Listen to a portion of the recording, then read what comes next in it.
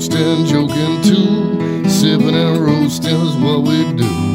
Light 'em up, drink 'em down. Whiskey and cigars all around.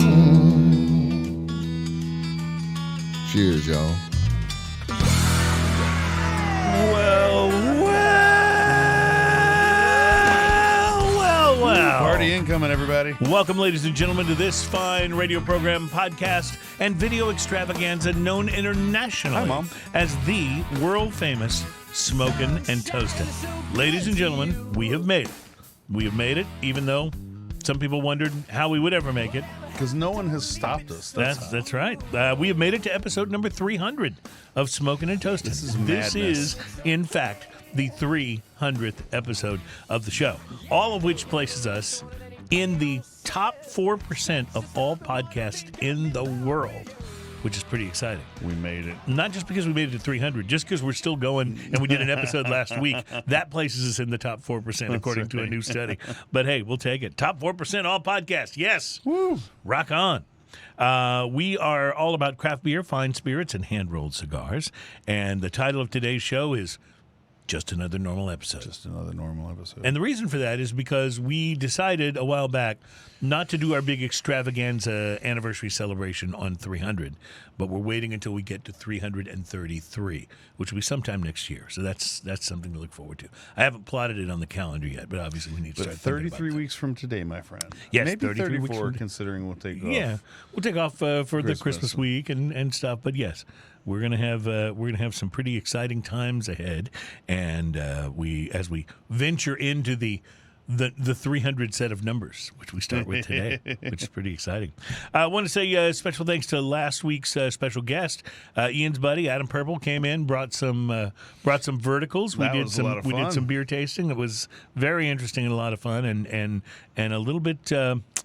Well, let's just say that the ABVs were high. It was an intoxicating episode. Yes, it was. It really was. But great stuff if you want to hear about verticals on Founder's Breakfast Stout or on the Goose Island the Bourbon Barrel-Aged County Stout. Yep, absolutely. So interesting stuff and worth giving a listen to last week's episode. Next week, by the way, excited about fall, excited about the holidays, and excited about wine for these things, including maybe even for Halloween.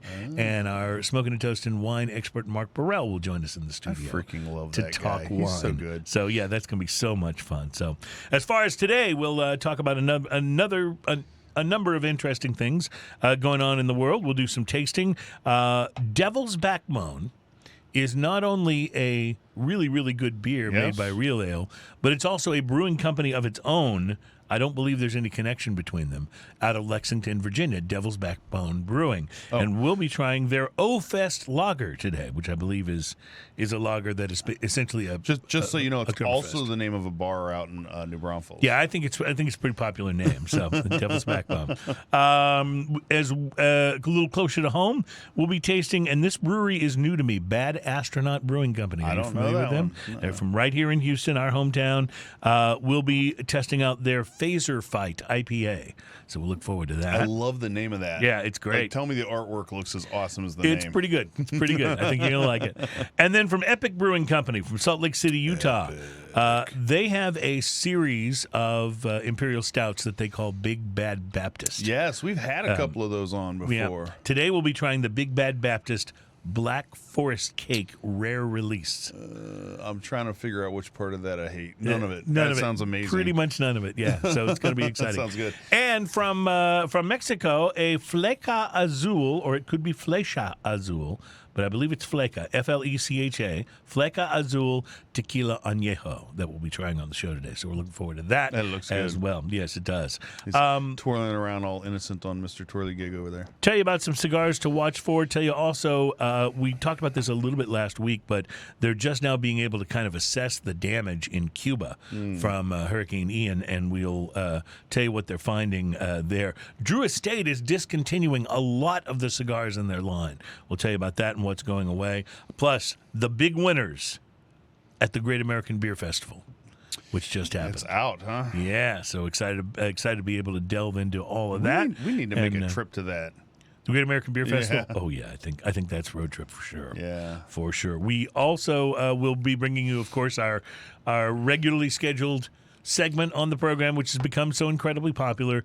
We will be bringing you, ladies and gentlemen, drinking news.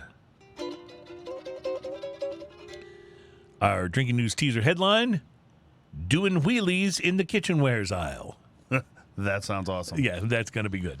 That's going to be good. So, and if you want a one of those, we talked about these last year, and you've seen them before, these whiskey advent calendars. Right. Yeah. Apparently, these things are so popular that they'll be sold out by Halloween. So if you want whiskey advent calendars for your holiday, you got to move now and get your calendar. Now, I was amazed because someone did I'm trying to remember what company did it, but someone did a cigar advent calendar last year. Yeah, and I would really love that, too. That would be a lot of now, fun. It's a little bit pricey buy-in, but you get a bunch of cigars. I was going to say there's quite a few days and in the advent calendar. if you were to pair that with the whiskey advent, like if those two got together, oh, yeah. I mean, come on. They could form like Voltron. Yes. Yeah, that could be a very, very good thing. So speaking of cigars, how about you? Did you have an opportunity to smoke anything interesting this week? I did. I got up this morning and I don't even think I Woke brushed up my this hair. morning? Oh, yeah, hold on. I woke up this morning and I didn't even brush my hair. That does sound like a blues I line. grabbed a cigar and I sat down over there. Okay, don't stop. See, there may You be never other know how shows. far that could go. There may be other shows out there, but nowhere will you get impromptu blues musician ukulele songs. I'm just telling you, it's not going to happen anywhere It else. was like, can we confidently say we're the only cigar slash Pretty sure. spirit show that will Just have as that? confident as we can say we're in the top 4% of all podcasts in the world, and So we are. It's true. So, yeah, I went and dug around in my humidor and then went out to my patio because I actually have a couple cigars in my humidor that I haven't tried yet, and apparently they're all crowned heads. But so I chose one of them, and it was the crowned heads. Oh, there it is. Okay, how do you say this? Le Pastier. It means Le Pasteur, yeah. the baker. Mm-hmm. So it's in the same line as the La Carême, and apparently it's built on that same. Kind of built on that same blend. And for those who need translation, La Carême is basically means the carême. Right, and it's le because it's French though. It's le. Instead of la, The carême. which means you're speaking French now. It still works. So yeah, the Le Pastier, the number 54, which is 5 3/8 by 54 ring gauge, pretty nice. Wrapper is a Connecticut broadleaf. Binders Nicaraguan. Filler is Costa Rican and Nicaraguan. The appearance: milk chocolate brown wrapper, maybe a little bit darker than milk chocolate, but not too much. Semi rustic, leathery to the touch, some veins, firm feel overall. It has the single band that says La Pastier on it, and then the crowned heads on the footer, like a lot of the crowned heads have. You know, they have that really nice looking footer. The pre-light sniff on this, I got barnyard hay, coffee, and some wood stove kind of vibes from it. The pre-light draw on this. So you ever have one of those days where you use a punch and it's the perfect punch? Yes. That'll be in this picture right here. Okay, gotcha. The perfect punch, ladies and The gentlemen. perfect punch. Got it. Love it. And it was dead centered and just as clean as it gets, man. It was awesome. I love it. Yeah, there's something special about that. No cracking of the Nothing. of I mean, the cap perfect. or anything. Just yeah, boom. it was a beautiful thing. Love Had it. a light draw overall. Sweet, creamy coffee and chocolate is what I was getting on the pre-light draw. Cedar on the lips, raisin and spice going on a little bit behind there. I mean, it had a lot of really interesting things going on. The initial light, big, woody, and spicy notes with a sweet chocolate and macadamia kind of note to it. I used the word note too many times in there. I'll fix that next time. A retrohale is peppery and woody with toast and nuts.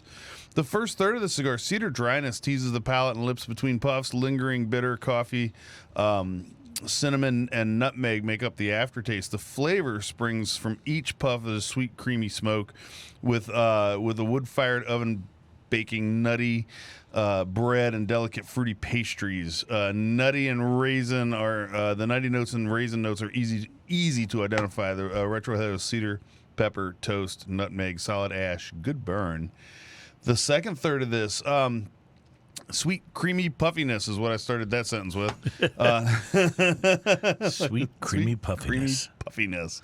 Available now at Burger King. I don't know. The upfront notes of wood smoked chocolate and raisin, macadamia bread, and tea leaf. A little bit of tea leaf came in there, was kind of neat.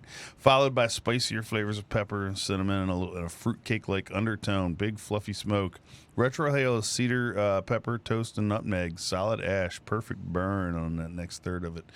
The last third of this, raisin bread and pastry flavors surface more often and play nice with pepper and wood notes. Underlying sweetness weaves throughout the palate. Retrohale of cedar, pepper, toasty, nutty. Solid ash. Perfect burn. Nice. This thing costs $11. It's not a small cigar. Yeah. It lasted about an hour and 10. Nice. Somewhere in there. I was puffing at it pretty good. I give it a 5.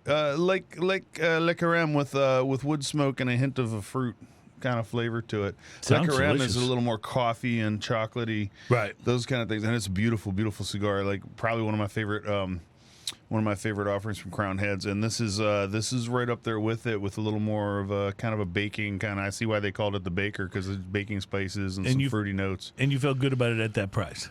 I did. I gave it a solid 5 right there at that price. For those who don't know, after 300 episodes, there could be some new people here, and they might not have heard us talk about our price to quality scoring when we talk about cigars. So price to quality is the way we sort of do our rankings, and it's a scale of 1 to 10, but if a cigar gets a 5, if Ian says, I give it a 5, that doesn't mean it's like halfway up the scale. That means, boom, you got what you paid for. Yeah. And if he gave it less than a 5, it meant, you know what, for this particular cigar, feel like maybe the price is too high for what you get. For what you get. Doesn't mean it's a bad cigar even a lot of times, though. And conversely, you might get a great cigar at a lesser price, might get a 6 or a 7 or an 8. And what it's saying is not necessarily this is like the greatest cigar in the world. It's just saying based on what I paid for this, it overperformed. It punched above its weight class. Yeah. So that's the way we look at it anyway. I kind of violated a long-standing term of mine that I try to live by. And that is something that I learned from my good friend Dave, who lives in Tampa, Florida. And yes, they're okay from the hurricane. But Dave always says he tends to avoid any establishments or things that are titled either ye old, particularly when there's an E on the end of old, or anything that is classified as a shoppy, which is SHOPPEE. Right. Yeah, those are things he tends to avoid. But I went against his advice today and smoked the Rocky Patel Old World Reserve, OLDE, Old World. The Old World Reserve. Did you buy it at the Briar shop? Because that would be perfect. See, that would be the Briar Shoppy and the Old. Exactly. Exactly. That's what I should have done. The Old World Reserve was Rocky's first cigar to appear in Cigar Aficionado's year-end top 10. So it was an early winner for Rocky. And it even had to be halted around 2012 because there were shortages of some of the tobacco that Rocky uses in the blend. So rather than change the blend, he just waited until that tobacco was available again and then started blending again. It's been back out for a while now, but a long time since I last smoked one of these, so I thought I'd journey back into the oldie world with today's cigar notes. So the cigar is nicely box pressed, as you can see over here, or perhaps here. A thick square Maduro with an unassuming double band. It really is kind of understated. You know how some of Rocky's more recent releases, they've gone all out with the silver and gold encrusted bands. And nothing like that. This is very understated, very nice. It is a thick square Maduro, as I said. The wrapper is a Costa Rican Maduro. Now, that's fairly unusual. Okay. There's sometimes you'll find. So both of our cigars had some Costa Rica in them today. That's an interesting sometimes parallel. you'll find that, but it's not the most common source for tobacco. That Costa Rica Maduro wrapper is draped over a Honduran binder and Nicaraguan and Honduran filler tobacco. Rocky believes in starting with the wrapper when he blends the cigar. So he goes wrapper first, and then he says he'll build his blend around that, making adjustments to the binder, then the filler. I've spent a lot of time at the factory, Rocky says. I don't make a blend and give it out to 10 people and see what they think.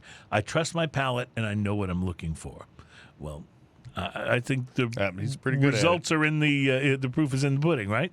I used a punch on the cigar, took in some of the pre-light aromas, hay, oats, and tea leaf on the pre-light sniff, and much the same on the draw, plus a little hint of black licorice. Once I lit it up, I was greeted with rich tobacco aromas rather than a Nicaraguan pepper blast. The cigar smoked great from the start and developed more and more complexity as it went. Rich Maduro sweetness on the palate with notes of oak and earth. Very nice opening play by the Ye Olde World Reserve. It doesn't really have ye on it, but I just, now that I've bought into the narrative, might as well. You might as well. Second third of the cigar opened up to even more notes, espresso and chocolate, with just a hint of tea leaf and some spice. Baking spices on the retrohale. Kind of interesting, because usually on the retrohale, you're more likely to get like a pepper or a wood note. Here I got baking spices, so that was kind of interesting. The strength ramped up just a bit by the final third, going from medium to full maybe, and closing out with a burst of flavors. Earth, cocoa, almonds, and oak were the most prominent of those flavors. Construction was very good, which always impresses me in a larger ring, box pressed cigar, because the bigger it is, the more difficult that box press is to pull off and have everything burn the way it should. The ash was a bit flaky, I'll say that, but the burn was terrific all the way through it.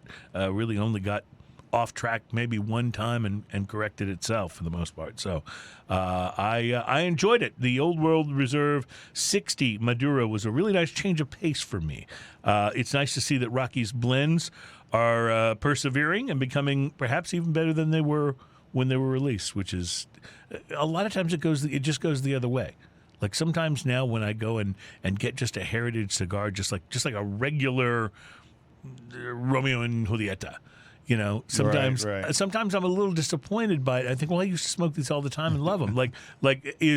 Have my taste just shifted and I'm looking for other things, or they maybe not paying quite as much attention to this because they're doing all these new fancy Romeos, and that's where all the good tobacco's going. I don't know. You'll have to smoke one and decide. But anyway, good to see these cigars from Rocky at least. It's every bit as good as I remember, perhaps more. Thou hast piqued mine interest in revisiting Ye Olde. It's a $10 to $11 cigar. I recommend it. Price to quality, I'll give it a solid 5. It was a very nice performance. That's 2 weeks in a row we have the same. Same score. We both did a 4.5 last week, didn't we? Yeah. Yeah. So anyway, good cigar. Really enjoyed it, and I picked mine up in the humidor at Specs downtown. That's where I got it. So anyway, that's I really am thinking I need a couple more. I don't know if I'm gonna buy a box, but I'm thinking I need a couple more of these in the humidor at all times. Just to go for that flavor. And certainly not a sponsor by any means, but if any of you ever come into Houston from out of town, one of your stops must be the downtown Specs. Oh yeah. Like that. Oh yeah. That is an adult. I was going to say an adult superstore, but that sounds really wrong. I think that may mean something slightly different. Yeah. Candyland for adults, if you will. There you go. Yes. But the humidor is actually pretty nice there. There once was a time many years ago where I had some flaky cigars out of there that did not burn very well on it, but for the last quite a few years, I haven't had any issues with any cigars out of there. Yeah, the cigars I've gotten from there have been good. This one burned perfectly. So.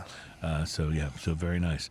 And of course, you can get lost in the wines and the whiskeys and the beers, and it's a lot of fun, actually. And whoever you walk in there with, you will lose them. Oh yeah, there's no question about it. Yes, they'll go chasing something else, and you'll lose them. But it's worth it. All right, we're gonna take a break and come back. We got cigars to watch for, to talk about, and we got a number of other things that are happening, including a check-in on what's happening with Cuba in the post-hurricane situation. We'll talk with you on that coming up. Plus, beers meet Bibles. It's all on the way. It's Smoking and Toasting. Yeah.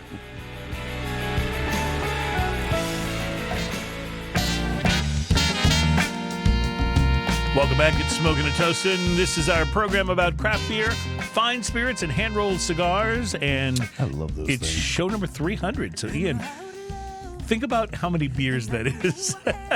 Think about how many spirits that is, how many cigars we talked about. At an absolute minimum of 3 beers per show. Right.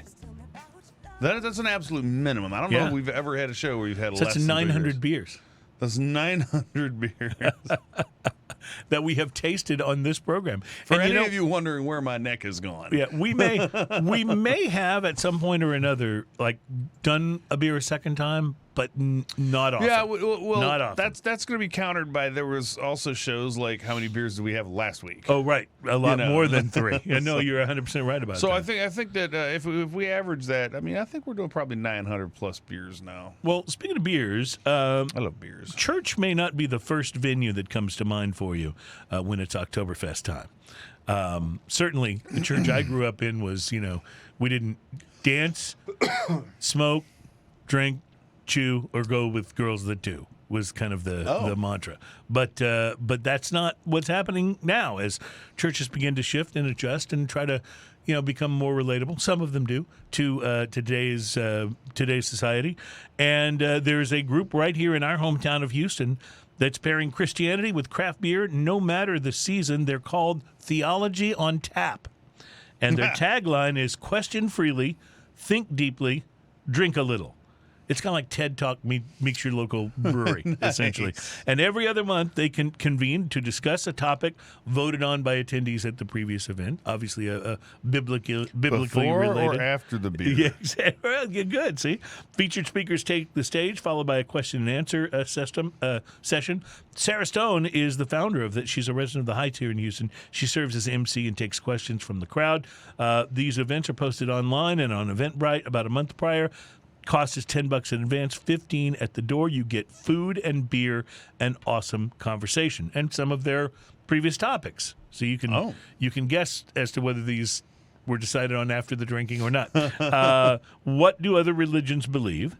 Man versus machine, transhumanism, techno-paranoia, the future of humanity, and racism in the church. So all pretty deep Right. TED Talk type topics. Those are hitting hard on some of those. This is not just like how many loaves and fishes were there really? This is like pretty intense stuff. So anyway, just in time for Halloween, their next meeting is slated for later this week, the 18th, at the First Lutheran Midtown, and they will explore conspiracies and Satanism. And that sounds fun if you're having a beer or two. So, anyway. I've had people that have. Well, the conspiracy thing. I've talked plenty of conspiracy theories while consuming beer. That's for sure. Did some of that in Vegas this last week, as a matter of fact. So anyway, if you're in the Houston area, look up Theology on Tap, and you can find out if that's something that would interest you. I could go and be disruptive, but that probably wouldn't be good. They'd be like, he's overserved. Get him out. So we're doing, as I said, show number 300. I think it's time to do some tasting. But I forgot to pull the beer out of the bag. So do you want to do something to entertain the folks for a moment while I get the beer? No. For those of you just listening, I'm dancing. No, I'm pretty excited about this. We got quite a few good beers coming up today, which were previously announced. I'm just talking into the microphone while you're doing that, having a little bit of fun. Actually, I'm drinking, instead of a show beer, I'm having a show ginger beer today, as our refrigerator is out of actual beer. Yes. I think there's some Coors Light in there. As I said, our refrigerator is out of actual beer. Oh, gotcha. Yes. So this is from the Devil's Backbone Brewing Company. Yep, they're out of Lexington, Virginia, and this is their O Fest, which is a lager that I believe is Oktoberfest. O Fest lager. And let me get you some cups too. I forgot that. You keep going. While you're doing that, I'm going to go ahead and click open this beer. I think you should. Oh, I didn't get the plink on the table like I wanted it to. Here, I can do that with your old thing. Just perfect. Thank you. Those can be edited together in post. That's right. Giving Adam in the Cloud something to do here. We don't want to make his job too easy. Come on. Yeah, and remind me, by the way, next week, because we're working on building up a little library for drinking news of guests that we've had on the show, taking in a little bit of whatever they're all about, so their spirit or wine or taking a puff on a cigar or whatever, and then kind of calmly asserting afterwards, I had to take my gator to the vet. So remind me, we got to get Mark Burrell to do that next week here on the show. So we'll be looking forward to that. Now this is beautifully Oktoberfesty looking. It smells like beer. A little darker than your standard lager. Yeah. And this is from... Oh, it smells like it's got a little spicy to it. And this is from Devil's Backbone. It says here on the bottle, smooth, malty, and bready notes, and I'm getting all of that from it. And it basically just says, Devil's Backbone Brewing Company, Lexington, Virginia. It is like sourdough bread and malty sweetness and a whole bunch of things that are really nice.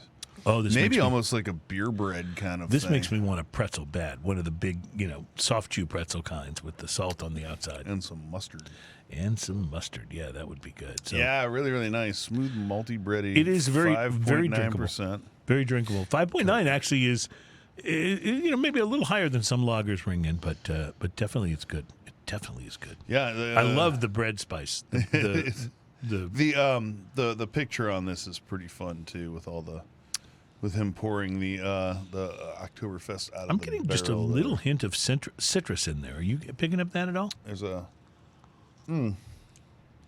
So I think in my mistake, I've been drinking this ginger beer. up Oh to this yeah, point. and that may have thrown So your I'm palate off a I'm little. starting to kind of get some of the later.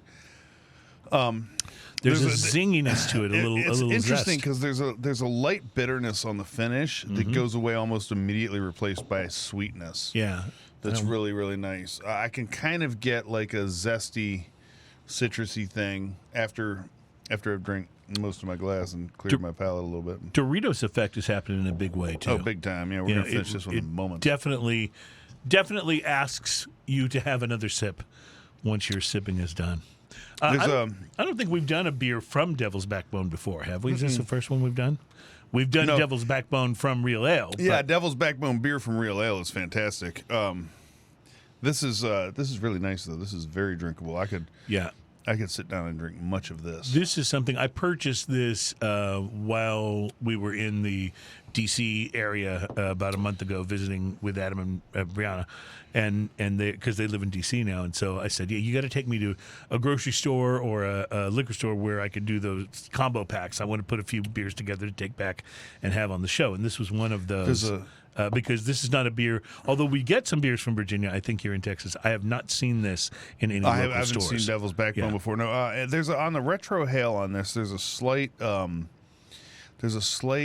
charred toast kind of yes, thing totally going get on. that. It's really, really nice. Totally get that. And there's an underlying almost powdered sugar sweetness happening in such a wonderful way. I'll tell you something. It's so well balanced between the bitter and the sweet that it is just it's an eminently drinkable beer. I mean, I find myself wishing I'd gotten a 6-pack of this instead of a mix pack.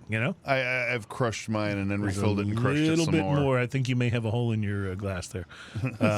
It has highly evaporative qualities. Yes, it certainly does. That's one thing we did not mention about this beer, but it does seem to evaporate quickly. Well, I mean, speaking for itself, it says smooth, malty, and bready notes, and I have to say, this is I would, if I walked into a place and they were serving this, I might not try anything else. Yeah, I was going to say might this. just be This may glued be to this. one of my favorite it's Oktoberfests really we've good. ever had. It's really good. It's really, really good. So, high recommendations and thumbs up for the folks from Devil's Backbone Brewing. And now this makes me very curious to try some of their other styles. Of beer, Yeah. because this is really, really. Now, when you well said done. you got a mix six, did you get a mix six of different places or a mix Yeah, six mix from six Devil's of Backbone? No, of different places. Oh, gotcha. Okay. So I got it actually at the grocery store, at the Wegmans or wherever. Might we have were to at look the out time. for that one on and any of their stuff on Tavo or one of those. Right, apps. and it was fun. Yeah, and I don't know whether I've seen their stuff on Tavo or not before, but anyway, good stuff and highly recommended. Still to come in the beer world,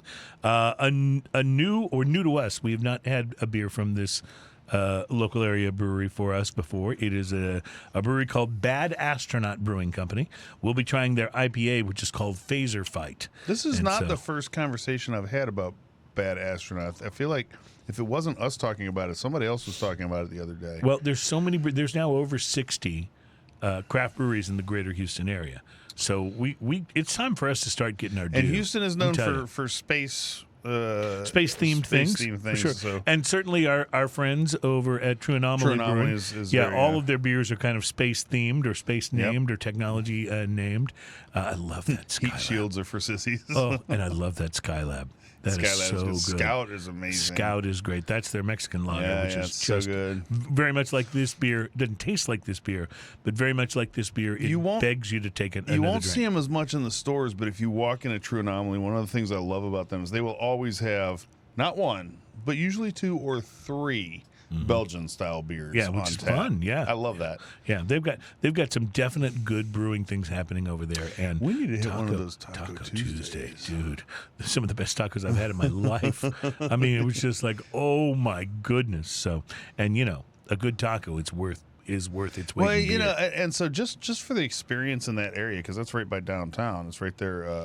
Yeah, it's what you call right East by- Downtown or Edo, right by Eighth Wonder. And so you can go over there. You can have a few brews. You can have your tacos. Then you can walk over to Eighth Wonder and get a beer and go in that big old yard and Top have it off with a rocket fuel and a cigar. Cigar. Yeah, so good. Liking it. Like this sounds like a plan. Let's do this soon. A mandate. A mandate. Oh man! So still to come, we'll tell you about some cigars to watch for.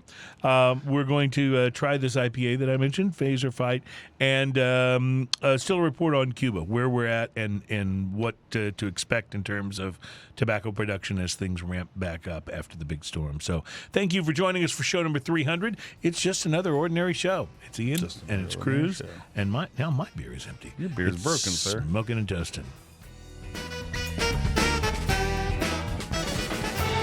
Welcome back. It's Smoking and Toasting, our program all about craft beer, fine spirits, and hand-rolled cigars. We are at show number 300, ladies and gentlemen. That sound has been happening for 300 episodes, which is a pretty darn fine thing. And we That sound is appreciate you. happening no less. Appreciate you being here. And certainly more than 900 times on Yes, this that's show. right. Although sometimes it was the opening sound, which had one of those on the end. Yes. So we will be doing another one of those before the show's over too. Some cigars to watch for at your local tobacconist. Alec Bradley Double Broadleaf, made with a broadleaf binder and a broadleaf wrapper. Is the third smoke in Alec Bradley Cigar Company's experimental suite. And it is the first full-line release since Project 40 Maduro, and it is now shipping to cigar stores across the U.S. The experimental aspect of the smoke is the variation on broadleaf that provides and powers the blend. Broadleaf comes from Connecticut. It's known for growing in open sunlight with wide, roughish, and considerably dark leaves, but it is in extremely short supply. A lot of people want to get their hands on the broadleaf. This new smoke has tobacco grown from broadleaf seeds in Honduras, both the wrapper as well as one of the two binder leaves. In addition to Honduran broadleaf, the blend also has a second binder leaf from Nicaragua, as well as filler from Honduras and Nicaragua. So you got a Connecticut broadleaf wrapper, Connecticut broadleaf, and a Nicaraguan leaf binder, and then filler from Honduras and Nicaragua. So it sounds pretty substantial. 4 sizes ranging in price from $9.85 to $12.75 per cigar. So you may be on the lookout for that. And Davidoff of Geneva has added a new large size to its Zeno Nicaraguan line, and that headed to retailers a couple of weeks ago. Like the rest of the Zeno Nicaragua series, this new 6-inch by 60 ring Gordo consists of Ecuadorian Connecticut wrapper, a Nicaraguan binder, and a mix of fillers from Honduras, Nicaragua, and the DR. It was made at the Honduras factory and will retail for about $7.50 a cigar before taxes. Now, the reason I wanted to talk about this one is Davidoff cigars, to me, are known for being kind of crazy price-wise. Yep. Like good luck finding one under $10. Yeah, oh no. And if you find one under $10, I doubt it's going to be a Nicaragua series, but that is what this are. They're Gordos, so they're not little bitty cigars. Nope. They come in 25-count boxes and bring the line up to 4 sizes, including the Short Torpedo, Robusto, Toro, and now the Gordo, and it's set to retail for $7.50 per cigar. That's crazy. So you don't hear that for That's Davidoff, unheard right? of. So maybe they're trying to view it as like a loss leader type things to get people excited about their blends. Even their cigars that, when you break down the cost, would be less than $10.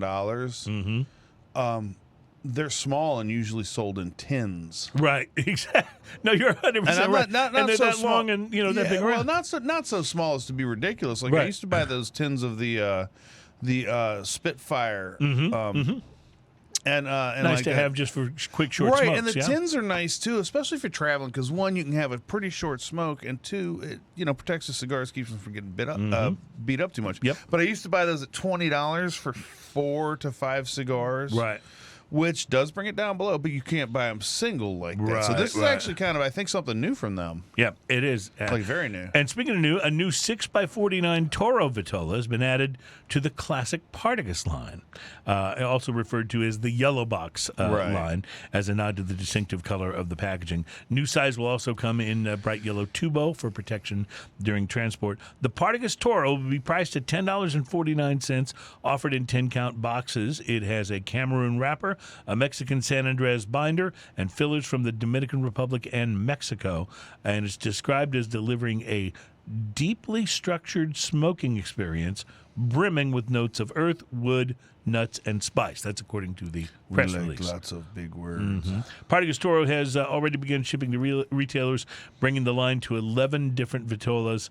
It's produced at General Cigar Dominicana in Santiago and Santiago de los Caballeros. Okay. Anyway, so there's just some cigars to watch for. Some interesting and new things coming up. I'm really intrigued about that Davidoff. About the Davidoff that's only $7.50. Yeah. Like that's because you remember when Cohiba did that the Cohiba Blue inexpensive range. Right, the Not a Cohiba good Blue. cigar. Yeah. It was not good. And also not really all that inexpensive. It's cheaper. Not particularly good. But yeah. I remember doing a review on that and just not being impressed by it at all. It wasn't one where I took a couple puffs and threw it out the window, but it wasn't particularly impressive. What are you thinking about this? I am actually really liking this. I was expecting, that sort of big hop IPA, West Coast, lots of bitter. It's much more balanced than that. It's got a little haziness to it, but I don't know if I'd call it a hazy. Do they call it a hazy even? I'm not sure. Yeah, I don't think so. Yeah. I'm going to say tangerine.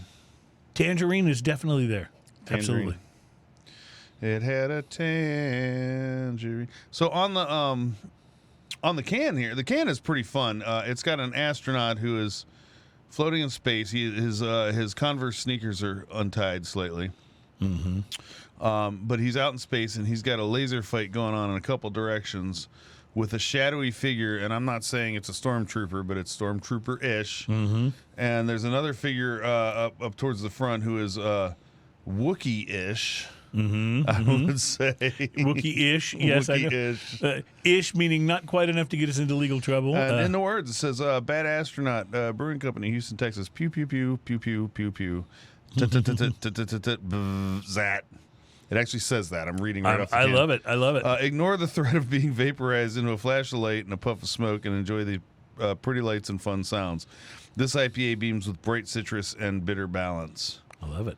Bitter balance. Bitter balance. I like it. There could be a better phrasing for that. What do you think of this? You're pickier when it comes to IPAs.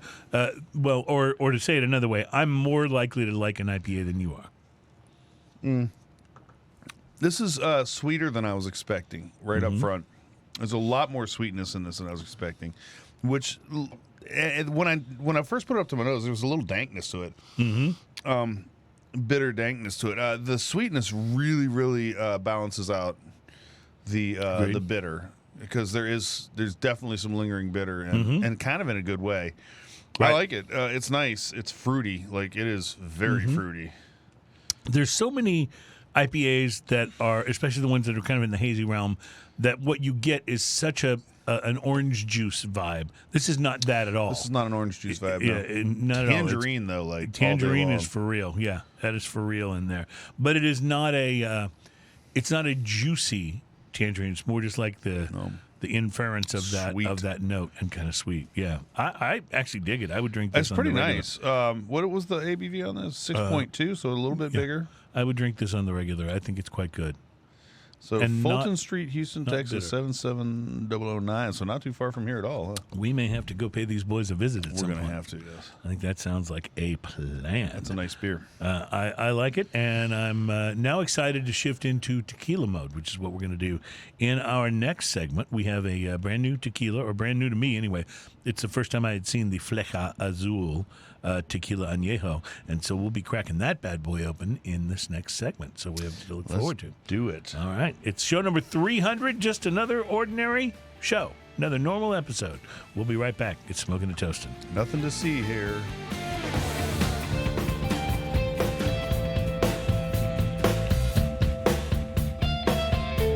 Welcome back. It is Smoking and Toasting, our program all about craft beer, fine spirits, and hand-rolled cigars. It's show number 200, and we're excited about... it's not number 200. Show number 300. You're bringing us back to the past. And we are excited about 301 because Mark Burrell will be joining us next week. One of our favorite guests and our Smoking and Toasting wine expert. He always brings such good stuff with him, too. Mark is...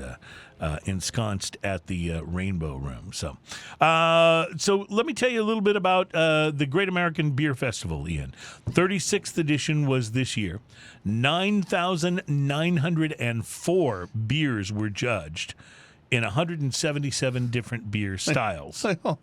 How'd you like to be a judge at that? I would love that. All right, guys, we only have 9,000 beers to try. I'll tell you real quick a story that happened to me years ago. I was on the radio. I did a morning show in San Antonio years ago. And when it came time for an event called the Taste of San Antonio, people would come down to the convention center, and you'd pay $30 or something to get in. And then there were all these restaurants that had set up a food station, and they would have like a little bite of an appetizer, a little bite of a main course, maybe a dessert, depending on how many they did, and they would also have a signature drink. And as a radio personality at the time, I was asked to be one of the judges. So I show up, and they're handing clipboards out. Okay, to you from so and so station, you're going to judge the entrees. You're going to judge the appetizers. You're going to judge the dessert. They get to me, Cruz, you're going to judge the alcoholic beverages. I'm like, woo-hoo! Winner. I will say this was before Uber, but a taxi was employed to get home. Anyway. But yes, 9,904 beers judged in 177 beer styles at the Great. I mean, this is the pièce de résistance of beer festivals. This is the king, the Great American Beer Festival in Colorado. 2,154 breweries participated in the competition from all 50 U.S. states, plus Washington, D.C., and Puerto Rico. There were 235 judges. Average number of competition beers entered in each category was 99. Woo. So you say you got a category like Hazy IPA, 99 entries. Imperial Stout, 99 entries. They awarded 300 total medals, including 3 Pro-Am and 3 collaboration medals. And I'm just going to go with the most entered style categories. So this is where the competition was the stiffest. The fiercest. Yep. In the American style India Pale Ale, the bitterest, with 423 entries, the bronze went to Hop Foo from North Park Beer Company, San Diego, California. The silver went to Dankster Squad from the RIP Beer Company in Huntington Beach, California.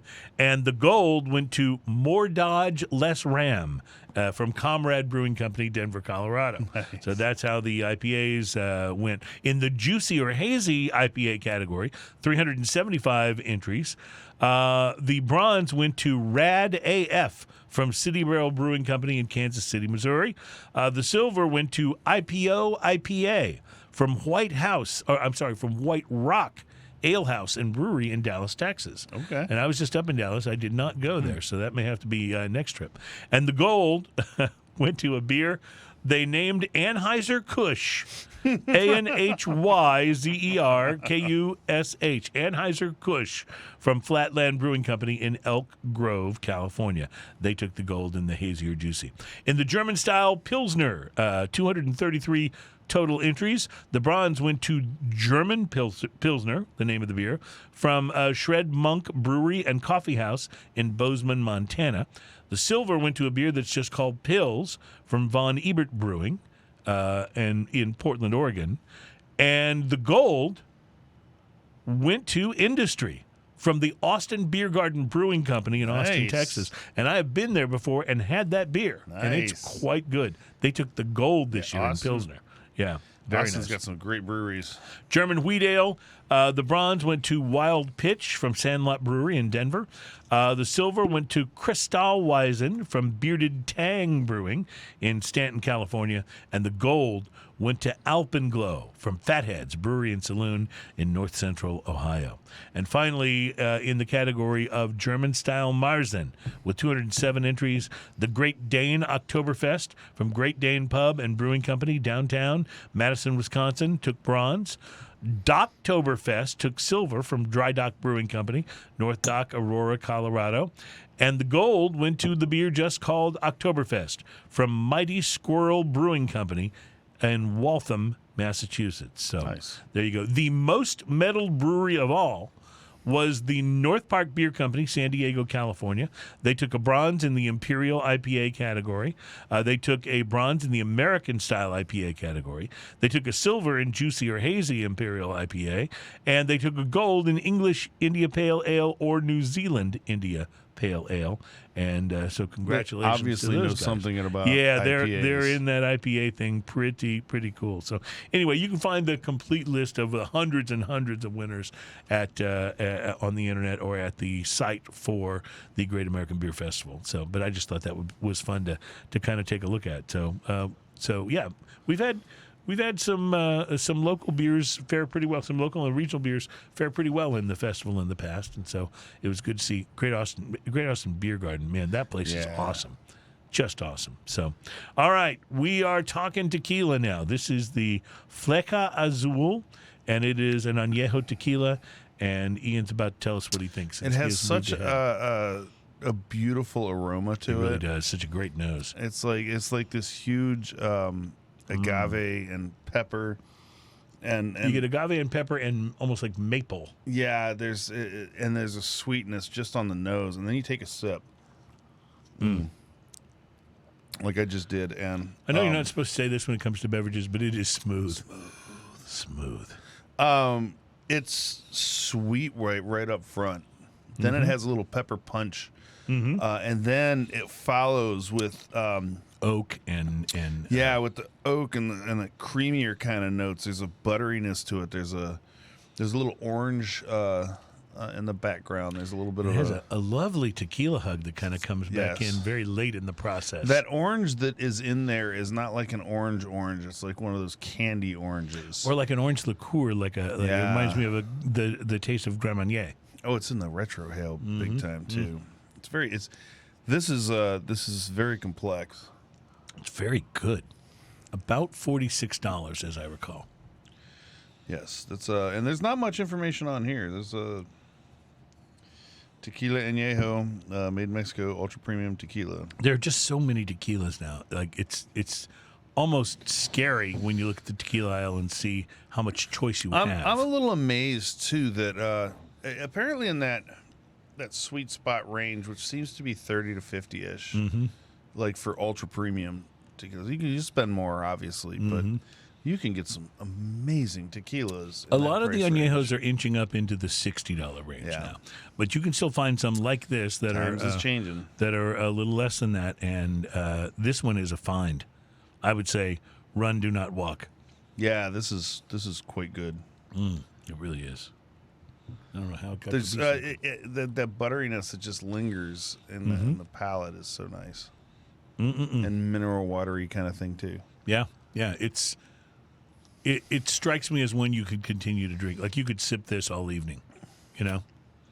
It's not something where you go, okay, I've had that, now I'm moving on. This begs for more. It's rich, but not so rich that your palate gets fatigued by it. It's clever enough that it keeps you interested in the next sip.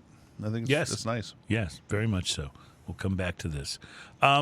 As you know, Hurricane Ian played havoc with the U.S. cigar industry, particularly in the Tampa, Sarasota area. Rocky Patel's operation was particularly hard hit, but he did say even though they didn't have working cell phones and ways to communicate in the immediate aftermath of the hurricane hitting, of course they're getting slowly back to normal now, but he wanted to make sure that everybody knew that all his employees, everybody was okay. They didn't suffer any injuries or fatalities or anything like that.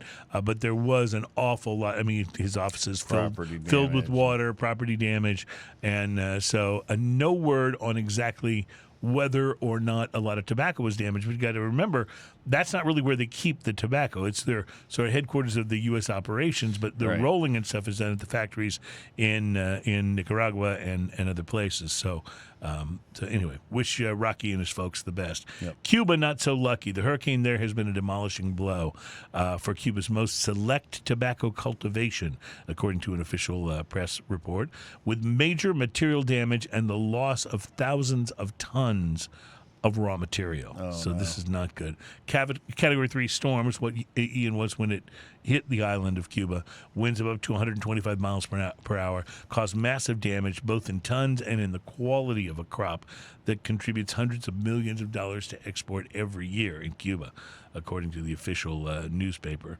The digital media Cubatate also reported on the destruction of much of the infrastructure of the tobacco sector in Pinar del Rio, a province where a large part of Cuban tobacco is grown and where the raw material of the most sought-after cigars comes from. So it was a much more devastating blow in Cuba than I think we originally may have thought. Wow. Because originally we were saying, I don't know if you remember, but this is early enough that the planting time has not come for many of the fields, so maybe they'll be back in position to do something later. But tobacco employs about 200,000 workers in Cuba, up to 250,000 at the peak of the harvest. It's one of the largest sources of income for Cuba. So it's going to be interesting to see how they come out of this thing and what it looks like, on the other side, whether there's shortage. I mean, I can't imagine Cuban cigars becoming more expensive than they already are in the United States, but that could well be on the way at least, especially if there's a shortage. So that's some good tequila. That is good tequila. Really, really is good tequila. There's nothing flashy about it, the bottle, anything. Like it's just, it's very understated and really kind of gets in there and does the job. It's good. It makes me want to do an NPR lane. Go ahead, go for it. It's very good tequila. It's delicious. Are you enjoying your tequila? Yes. Well, yes, I am.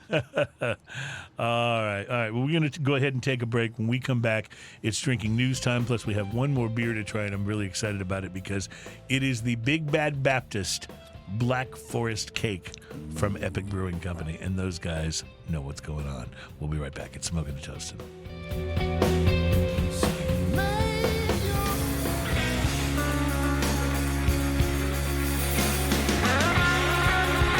Welcome back. It is Smoking and Toasting. Our program is all about craft beer, fine spirits, and hand-rolled cigars. We are enjoying all of those things. I poured myself some more of the Phaser Fight, and the only reason I did that was because the tequila was too far away to pour more, so I went with this. But, man, is this ever good. We've had such good stuff on the show today, and still to come from Epic Brewing Company, Salt Lake City, the Big Bad Baptist Black Forest Cake. I've got it right here locked It is and loaded. a rare release, and so we're very excited about being able to try it.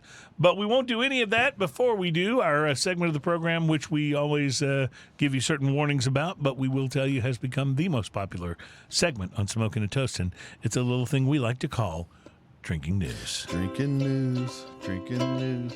Now it's time for drinking news.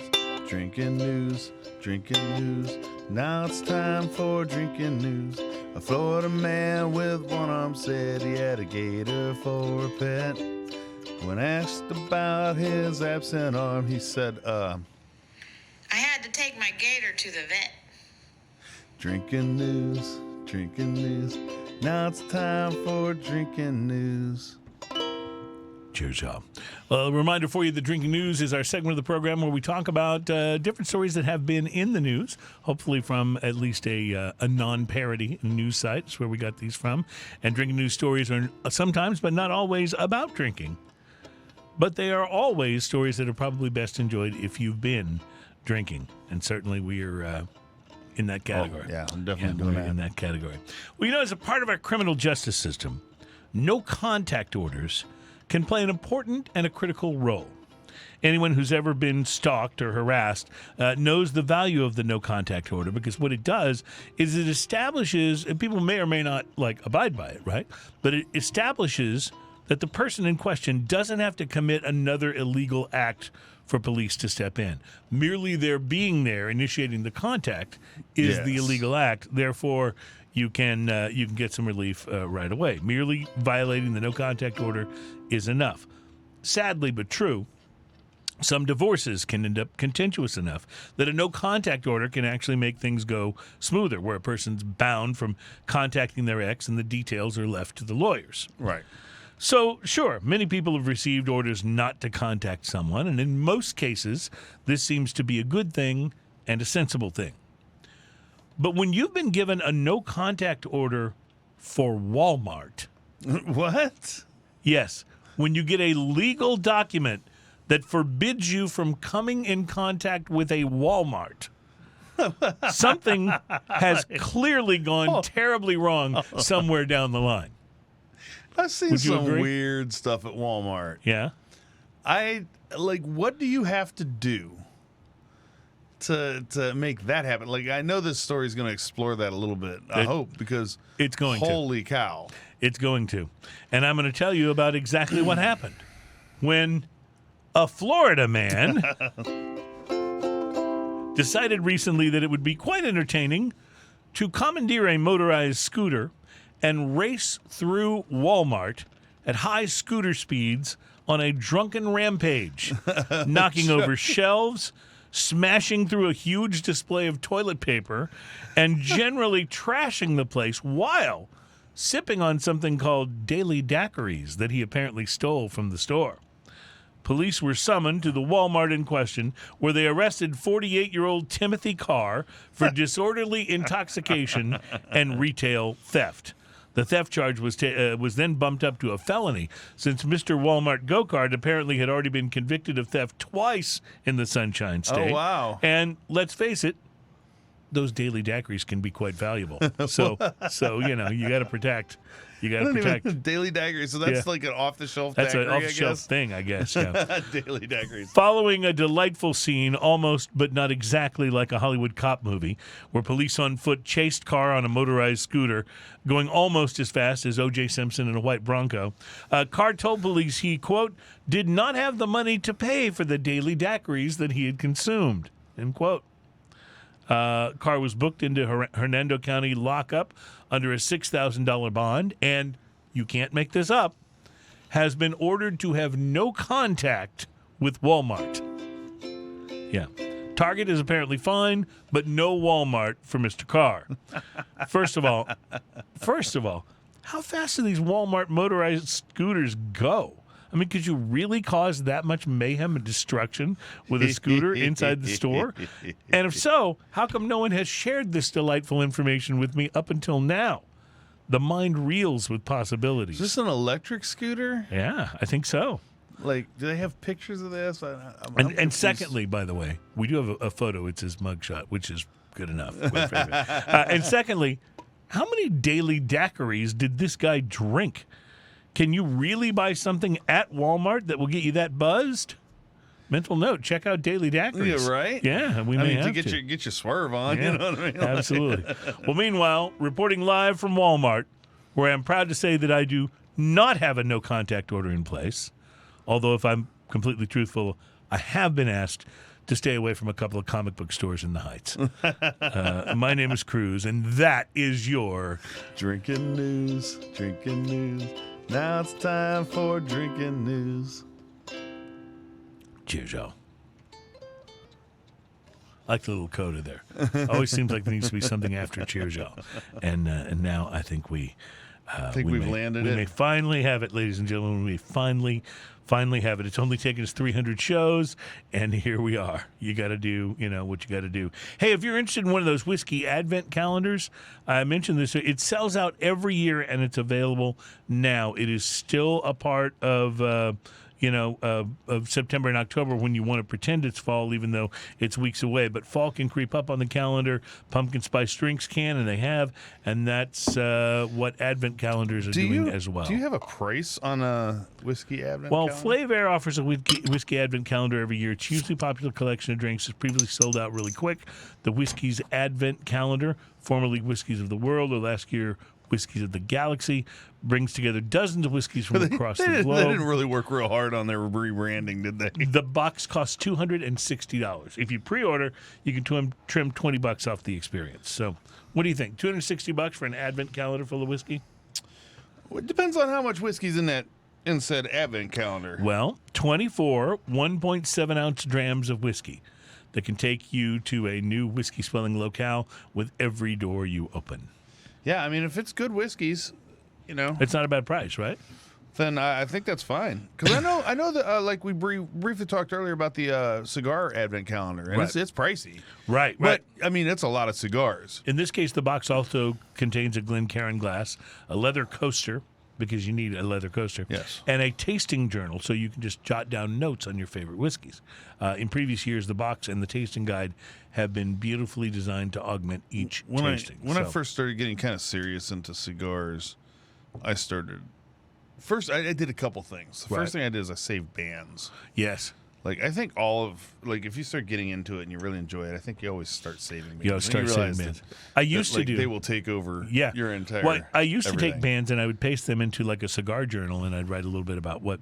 But then it's like, I don't have time to do that every time I have a smoke. I did that so- too. And then the other problem is, like, some of the blends that you like, they're not around that long. Mm-hmm. Sometimes they're limited releases or things change. You can't get that tobacco anymore. Now I got for Christmas from the kids last year a box that says it's like a plexiglass box with wooden frame, and etched onto the front of it says Cruises Cigar Lounge. Been there, smoked that, and it's got a little hole in the top, and you drop the cigar bands I inside love it. that. That's it's a neat, really that's cool. a neat Yeah, you may idea. be getting one of those for Christmas. And that's a really neat idea. And I also love the idea of, if you're going to be ambitious and save all those cigar bands, I've seen like stuck down to a tabletop and then epoxied over. Yeah. That's pretty cool. Right, that is pretty cool. That is pretty cool. Yeah. Let me tell you what else is kind of cool. Big Bad Baptist Black Have you Forest tried cake. this yet? Yes, I have. Now, I will admit, there's not as much on the nose as I was expecting. I was actually amazed at how much I didn't get on the nose. That's what I'm saying. It's almost It doesn't smell like bad. No, it doesn't smell bad. But you're expecting this rich, boozy, chocolatey espresso chocolate cake, and you only get really light notes. But wow, once you taste it, So, have you ever had your cake and drank it too? Chocolate, ripe cherries, and fresh coconut are layered into this decadent beer. The Samuel Surium, okay, of ingredients. I'm sure I'm pronouncing that wrong. yeah. But Samuel Surium is what it says. Of ingredients coalesce into a liquid. We just need a lot of syllables here. Yeah. Coalesce into the liquid form of a classic German treat. Skip dessert and reach for a bottle of Black Forest chocolate cake. I've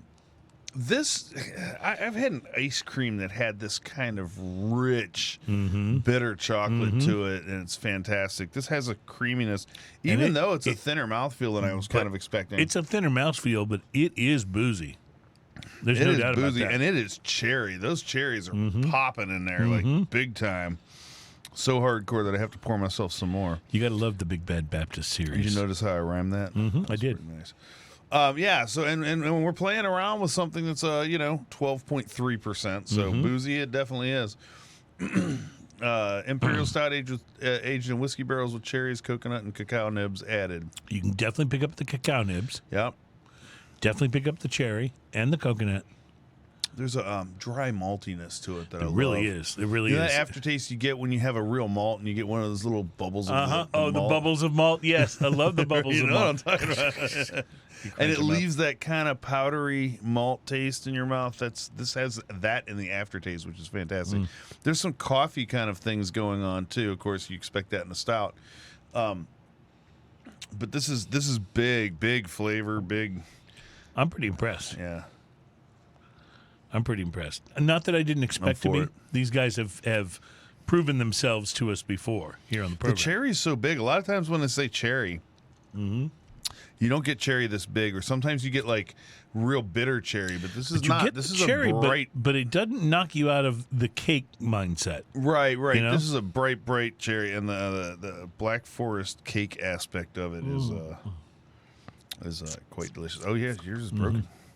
Also, Well, it and we have- evaporates real quick when And poured. we have We have a nice big bottle, so we got plenty One of left this to go into the around. wild. One Yeah. left, yeah. So I think this Released is quite, into the wild. Sorry. This is quite delicious. If you want to know what I really think, I'm digging it, killer big time. You know, we had good beers today. We had a nice IPA from here in Houston. That Oktoberfest was fantastic. It really was. Yes, Devil's Backbone O-Fest lager. This is so good. It's this kind of, and you really do pick up on the Black Forest cake. Like I'm going to is, say it. This is the cherry that tops the cake. You know, I had to go there. And you know what? I'm enjoying the beer enough that I'm not even going to challenge you on it. Just going to let that roll right on by. Just going to let it go. I love this. I think it's a very drinkable, huge beer.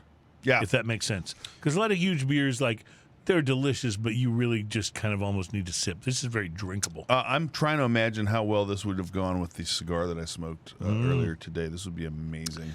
Bet it would have gone with my Rocky as well. I think that any cigar that has a component of like the chocolate and coffee in it, Right. I think would really, really have a lot of fun with this. A Bella Artez Maduro from AJ. That's a chocolate Oh, bomb. it'd be so good. So good. That's a chocolate bomb. Or remember the they don't even make them anymore, but the Triple Lajero. Oh, those are so chocolatey and delicious. That LFD is so good. I am digging this big time. Well, a couple of things to just mention. We have really, I think, a very exciting show for you next week because whenever we go wine, you and I step out of our comfort zone a little bit. Not that we don't like wine. Both of us like it a lot. But we really don't know much about wine. So we allow Mark Burrell to come on and school us. And it's always so much fun to me because I feel like, you know, it's one thing if you kind of like know something pretty well and you're looking to see if this person can teach you more. I know Mark Burrell can teach us more about wine. Man, that guy, you know, he's so sharp with it. So enthusiastic about it. And he's so good at it. And what I love is that when he brings wines on, I mean, it's real easy. You know, as a beer guy, it's real easy for one of us to reach into our stock of beer and pull out like something that's crazy rare, crazy expensive, and go, "Oh, this is going to be good." He doesn't do that. No, he brings out stuff a lot that of you his can stuff afford, is mid-price range to that lower you price can range. easily Yeah. afford. You know, out on a date at his place, he brings out stuff that like is interesting, and fun, and a lot Notable of times, for a particular reason. even Yeah. some local like Texas wines and things like that. And I think that just makes him so fun with it, and he has the ability to go over the top with those crazy. Like, if you really want to spend $450 on it, he's going to impress somebody. We'll make sure he's you going to do. make sure that bottle of wine that you get is going to be 100%. amazing. 100%. So he's so fun. He's great to have on and always a pleasure. And we really look forward to having him here next week. Well, sir, I want to thank you for another show and for 300 shows. 300 It's been 300. It's kind of a big deal. Actually, in all honesty, it's 299 plus the lost episode. Yes. But that episode got a number. We did it. It had a number. Episode. So the numbering is still right on the on the whole deal through. But yeah, there is one of them you can't hear thanks to a former producer, and I do emphasize former. Have a wonderful week, my friend. Have a wonderful week, all of you. Thanks to John on the Wheels of Steel. Thanks to Adam in the Cloud, our executive producer. And thanks to you for putting up with us for 300 episodes, Absolutely. saying things Thank you, like, guys. there's a hole in my cup somewhere. First, I need to call you. Same thing, Brian. Whatever happens, don't leave it so soon. It's alright when it's over.